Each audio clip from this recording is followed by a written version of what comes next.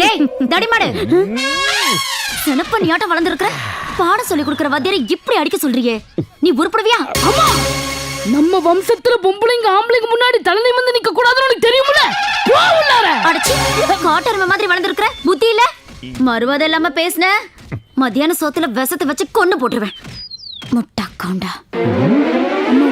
நீ செஞ்சாலும் செய்யும். ஏய், அந்த கிழவனை அவுத்துடுங்கடா.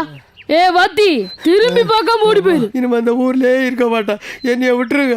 டேய் தருதரம் பிடிச்சவனே, பள்ளிக்கூடத்துக்கு நேரமாச்சு, வருஷம் வந்து புறப்படு. டேய் லிங்கம், உன் பொஞ்சாதி நெசமாவே உன் பொழைய திட்டுறாளா இல்ல சடவாடியா என்ன திட்டுறாளா? ஐயோ, எம்புட்டு பெரிய வார்த்தை மாமா சொல்லி போட்டீங்க. நீங்க எனக்கு தினமும் கும்பிடுற குலதெய்வம் மாதிரி. நான் திட்டினது இந்த சின்ன எருமை மட்டும் தானுங்க. மாமா, காப்பி தண்ணி குடிக்கிறீங்களா? சரி சரி, சீக்கிரம் கொண்டா. எருமை பால்ல போட்டுங்களா இல்ல பசும் பால்ல போட்டுங்களா? நீ காப்பியே போட வேண்டாமா? சரிங்க மாமா.